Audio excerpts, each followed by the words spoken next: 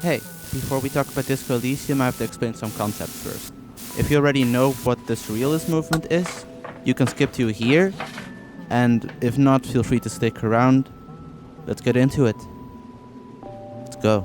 In the 1920s, Frenchman André Breton wrote his manifesto for a small art movement. It's called the Surrealist Manifesto. In the manifesto, he describes Surrealism. Hidden behind some pretentious writing, he explains what he wants to do with Surrealism. He wants to recreate the Surrealist state, a state higher than reality, usually seen as dreams or the subconscious as a whole. Surrealism as an art movement is best known for its challenging of how we perceive the world. Think of the treachery of images, which is an image of a pipe that says, "This isn't a pipe." Or the paintings by Salvador Dali with the melting clocks and dreamy landscapes. Or more current day artists such as David Lynch, creator of Twin Peaks. She's my mother's sister's girl! For the purpose of this cool essay, I'm not interested in the artists of the art movement though. I'm interested in how Surrealism feels. In the manifesto, Breton connects two different things with how Surrealism feels. One, the world of dreams, with all its trippy contradictory things. And two, the best moments of childhood, which I interpret as the moments that you're most free and careless. Skating down hills, staying up late, climbing trees, stuff like that. But honestly, when I look at Surrealist art, it doesn't transport me to some higher world. It just makes me more aware of this reality. Is reality surreal?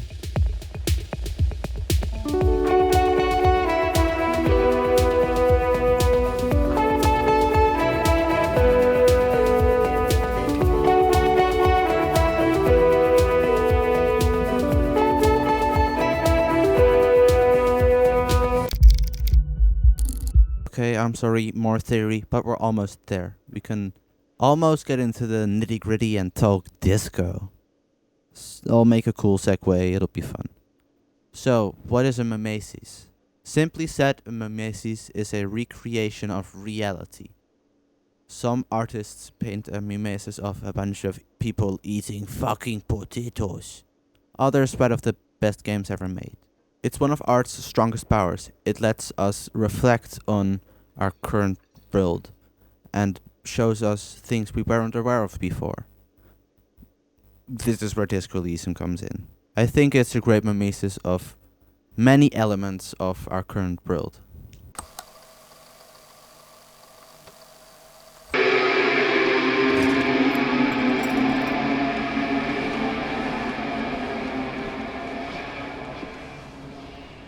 Disco Elysium is a game published in 2019 by Estonian-ish art collective ZAUM.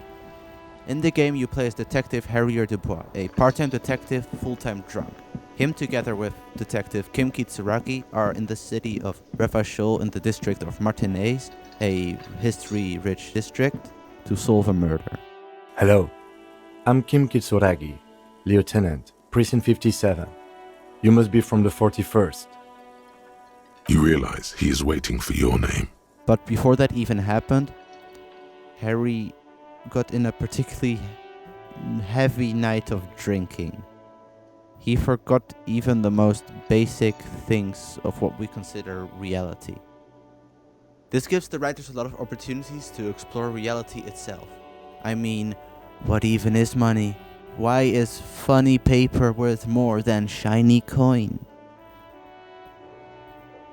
This is why Disco Elysium is a mimesis, especially politically. Okay, I'm sorry, but you can't stop me. Before we go any further, let's take a step back and question, what even is reality?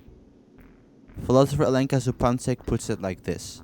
Is it not some kind of natural way associated with how things are? The reality principle itself is ideologically mediated. One could even claim that it constitutes the highest form of ideology. The ideology that presents itself as empirical fact, or biological, economic necessity, and that we tend to perceive as non-ideological. It is precisely here that we should be most alert to the functioning of ideology.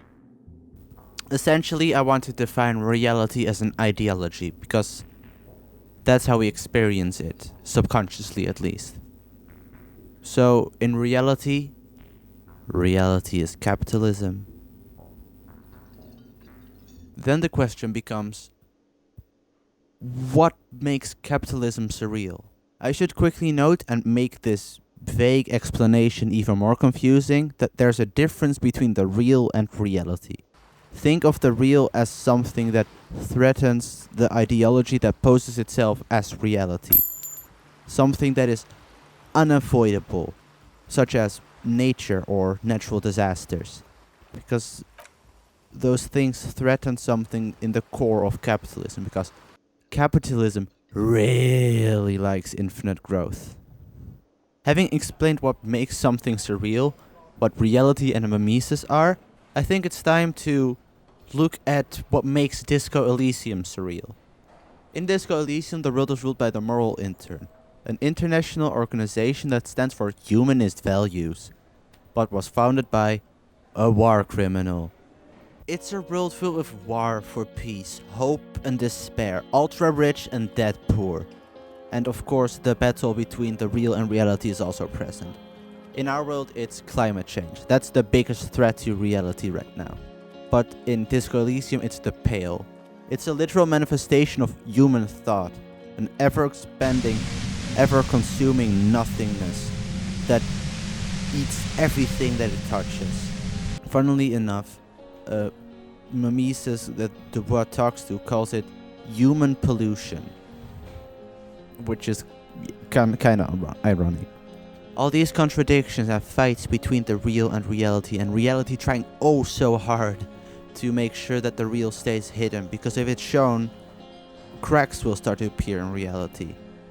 It'll show that there is more outside of just this.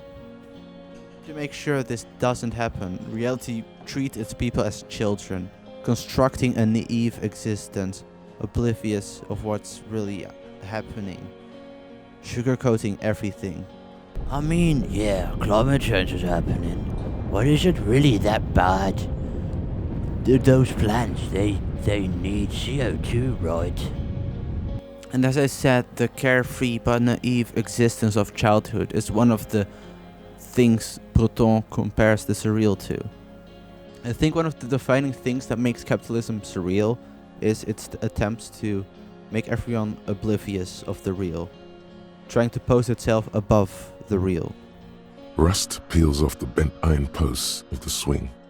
The wind whistles through the skeleton of the small house behind you. There's desolation everywhere. The internet We'll create a new utopia. To make us all smile. will fix everything that's wrong in the world. The internet was still quite small in the 90s, but it did start to build up steam. Many of the frameworks we know today started to form around that time. Many of the early adopters of the internet had a sort of utopic vision of what the internet could be. A world free from corporations and the state. A set of intertwining tubes where you could flee to whenever. You could be anyone. You could be no one. Oh boy, were they wrong. We've got the very zaniest that the internet has to offer, and we've neutralized it, so you can watch it. So how did the internet develop onward? How did we get here? A lot of people tend to distinguish the internet in 3 different evolutionary stages. Web 1.0 to Web 3.0. They all have a different sort of culture, but more importantly, they have a different way how they interact with reality and how reality interacts with them. Web 1.0 was the sort of beginning of the internet and was superimposed around 2005-2010-ish. What makes Web 1.0 special is that it's the closest we got to a parallel reality style internet. You have to think of things like personalized pages, chat boxes, and forums. Web 1.0 is the closest we got to the utopic vision that early internet adopters had. Web 2.0 is the age we still live in now. It's the age of sharing and publishing. And this is the age I grew up in. It's the age of YouTube and Twitter. It's almost a simulacra of reality, but it's not quite there yet. Think of, well, social media, web shops, and ads.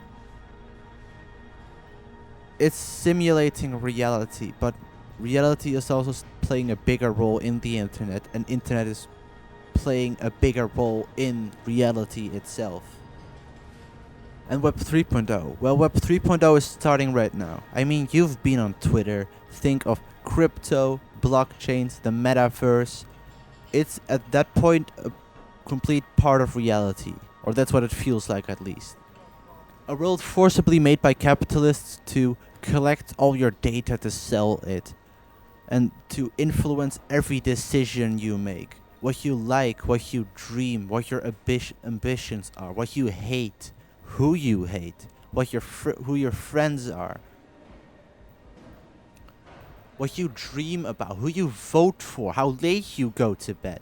And I mean, of course, most importantly, we need to commodify everything.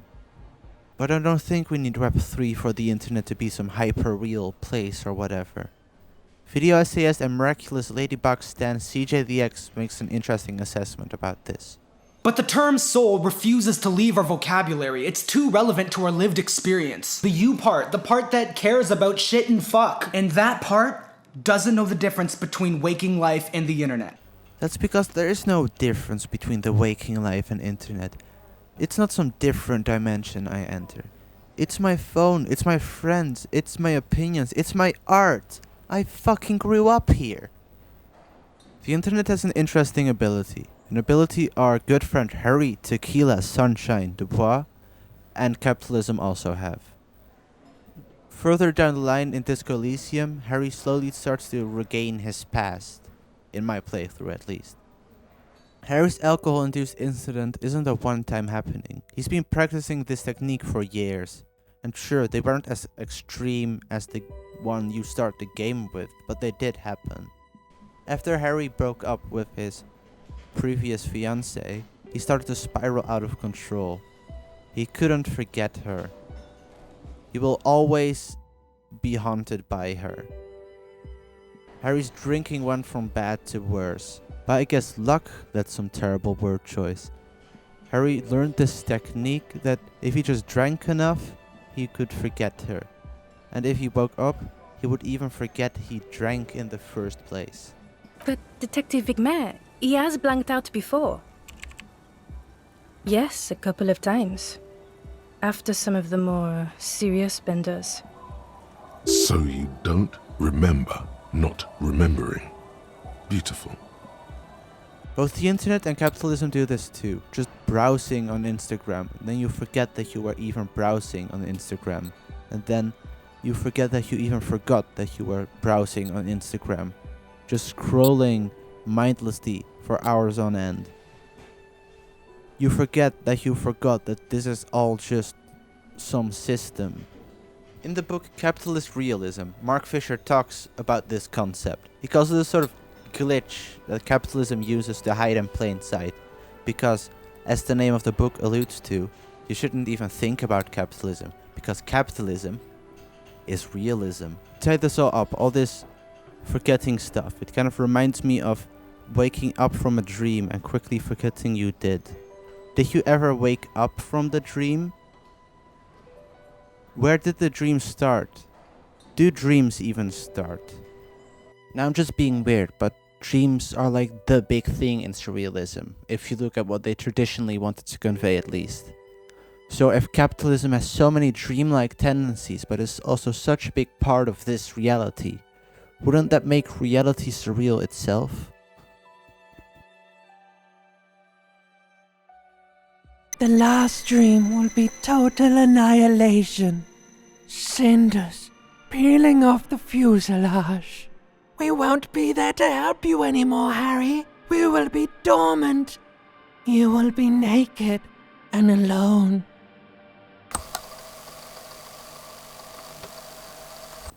We're dreamers without dreams, living in a world that's just kind of shit. Me calling this reality surreal doesn't really do much. It's mainly just me exploring a feeling that I have and trying to give it a name. But I do think it has some value. And I mean, sure, at this point it's very oversaturated to constantly analyze capitalism in leftist sphere. But it is important that we understand why capitalism is so weird and shit. And how to counteract that. And I mean, yeah, sure, we're everything but close to a revolution. But I just haven't seen this link between capitalism and surrealism before. So why not make this? It's good to realize that all of this is temporary, and as long as dreams may feel, they're but a sliver of actual time. But it would all still be worthless if we just constantly continue with rebuilding this grotesque model of our current living conditions and not do something new. So what I'm trying to say is get out there, interact with this dream by creating art, practicing mutual aid, caring for one another, protesting, not in the name of capital, not for some NFT grift, not for some ego trip climate disaster. For me, for you. And maybe one day we, humanity as a collective, can realize that this dream will end, as dreams always do. Capitalism will end. That's not some radical statement, that's simply a fact. The only questions we have now is how, where, when, and what then? Off we go in the wild pill yonder.